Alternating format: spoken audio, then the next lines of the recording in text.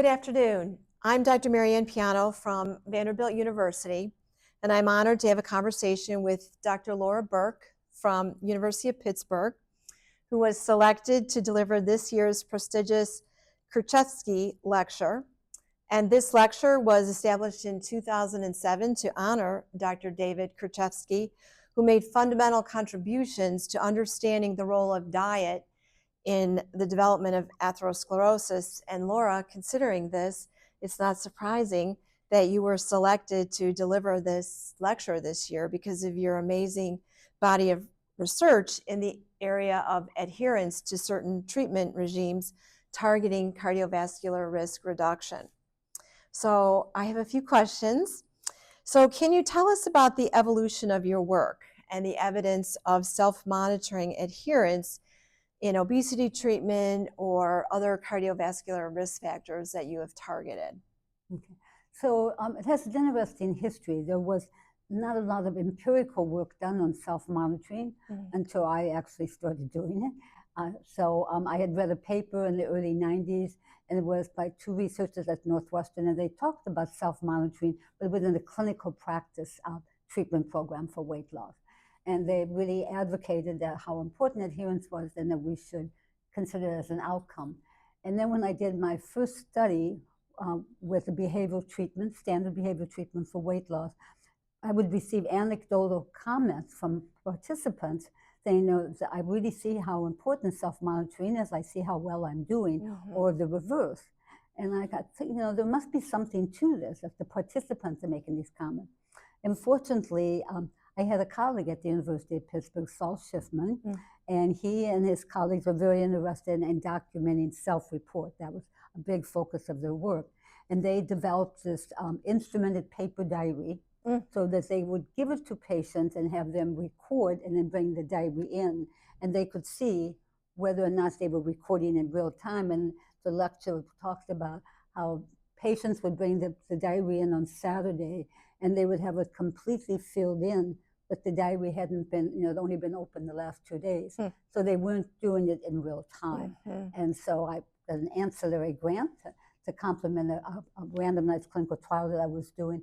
So I could use this instrumented diary and gave it to participants. Again, full approval of the Institutional Review Board and human subject. But we would now give the diary that participants would use on a weekly basis to record their food intake and their physical activity. So we would give them the diary and one evening, and they would take it home for a week and turn it in the next week. And so we were rotating the diaries. And so what we found is that when you looked at the self-report data as well as the electronic data that was captured in the electronic paper diary, that individuals could be recording all the way through, and the electronic data would be concordant with it, so that yes, this person opened the diary at 9 a.m., 12 p.m., 3 p.m., 6, 8. And then there were other individuals who bring in this full diary, full details written every week, but they did not open the diary until the 7th day. They put in a full recording and then turned it in. Now, if I had not seen the electronic data, I would think, well, this person is really doing a great job of self-monitoring, wonder why they're not maybe doing better in other ways. So this was really something important to learn. But what we also then, in analyzing the data, we were actually able to provide evidence that there is statistically and clinically significant association between the amount of self-monitoring you do and the time you do it in terms of weight loss outcomes. Okay. So it was given us a basis to demonstrate how important self-monitoring is. And so that became my focus of study. And so one of the issues that I focus on in studies is how do we improve adherence to self-monitoring? And so the first clinical trial I did really demonstrated those who self-monitored more consistently lost better weight. Many of them times they reduced their caloric intake, maybe reduced their fat intake. So there was definitely a difference. The next trial, then I thought, okay, let's look at it. I would also point out that participants said when we did qualitative work that it was tedious and burdensome. They didn't like it. Some of them realized it was important, but they did it. So we then designed a study where we compared to the paper diary 2 electronic diaries, one that they received feedback every day, one message a day, commenting on how well they were doing, and then the second one was no feedback.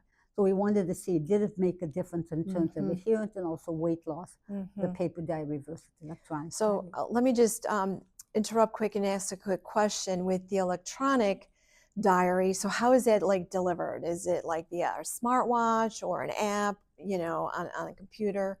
So excellent question. So it has evolved over time. So the electronic diary, you may remember the PDA or the personal digital assistant, that we used that in the 1990s. And so we didn't have apps at that time. So they did have a program, a basic program for recording your food intake and recording your physical activity. And then we evolved to the next study where we actually use smartphones, where there are apps and there are trackers for physical activities. So the technology has evolved tremendously over the past 20, 25 years. Okay, so that's what I was going to just kind of ask now is how these innovative approaches, how they're really delivered today, considering all of our technology. So in terms of the outcomes, weight loss being one, but did you measure other outcomes like blood pressure, just to know what kind of an impact it might have had on some other cardiovascular outcomes? Yes. In our early studies, we always measured blood pressure, and we measured lipids, cholesterol levels, actually even some of the inflammatory markers that we measured. So, and definitely, most consistently, blood pressure is reduced by weight loss. Some individuals were on medications, and by the time at the end of the study, they were no longer, they didn't need medications anymore, they had reduced it. In terms of the lipids, there's not consistent, really significant effects with changes in lipids over a 12-month weight loss study. Inflammatory markers, pro-inflammatory markers like adiponectin would be reduced with weight loss, and your anti-inflammatory measures, since adiponectin was anti, we got to reverse that.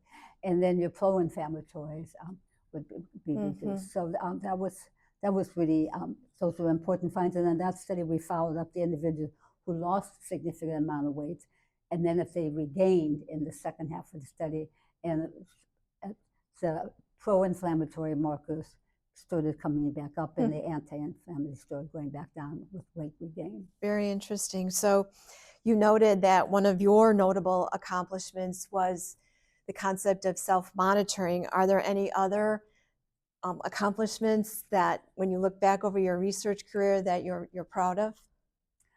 I guess the progress we've made with using digital technology to help individuals. So the last part that my other big component besides self-monitoring is delivering feedback messages. So, and I think we're just making a dent on that whole concept.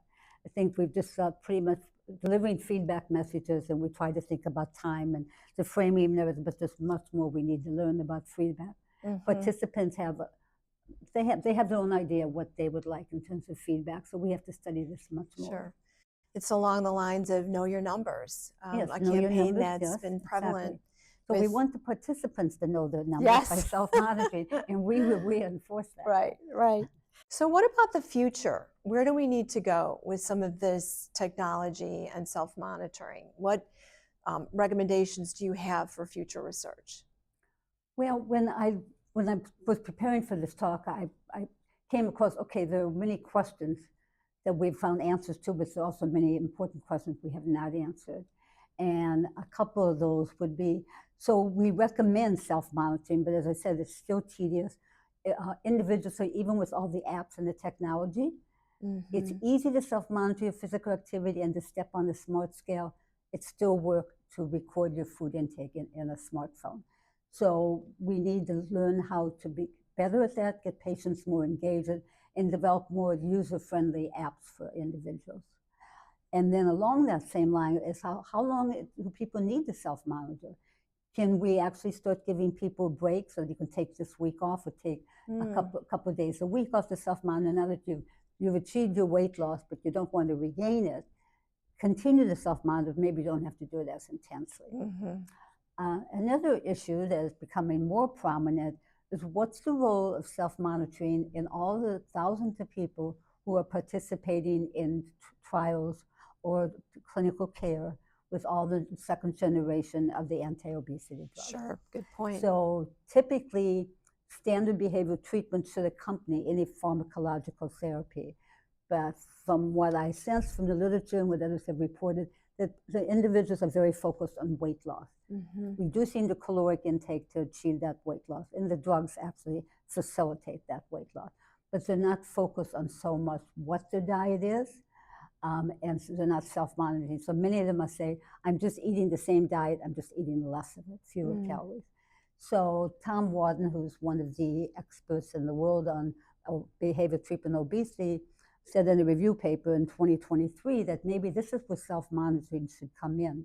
So as individuals have achieved their weight loss, now is the time to start looking at their diet and their behavior and to self-monitor so they become aware of their behavior. And this might help them through the maintenance phase, which would be a really fabulous addition, because these individuals are so successful with weight loss, but we know always it's a challenge to maintain the weight loss, particularly if they're changing the medication dose. So that's be a wonderful addition to the pharmacological therapy, that people learn to self-monitor in changing their behavior and changing the diet. And then the final thing that we have learned in these studies is that while individuals change their diet to lose weight, the quality of their diet is not improving very little. And they're finding the same thing with the weight loss drugs.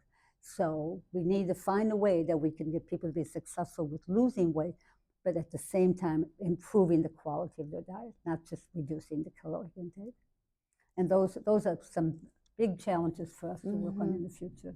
Easy last question. What advice might you have for early career scientists? First of all, if you're going to be a scientist, you better write grants. Make sure you have the stamina and the persistence to do it. It's a challenging role, I think, as you can attest to. But go with what you think is important. And I would also say I listen to participants. And so people who have the problem you're interested in studying, know what they're experiencing and try to learn more about that. That was really how I got into studying self-monitoring. There must be something there if they keep making comments to me. And then just go and develop it the best you can. Talk to people who are experts. I mean, like the colleague letting me use the electronic diaries, that was a significant step for my work, that I could actually provide the evidence that there was, that played a role in weight loss. So things like that. Find mentors, find people who can help you. Mentorship is extremely important. And be persistent. You have to be persistent. Right. Okay, thank you. And I look forward to your talk on Sunday morning. Thank you. Thank you. It's been a pleasure.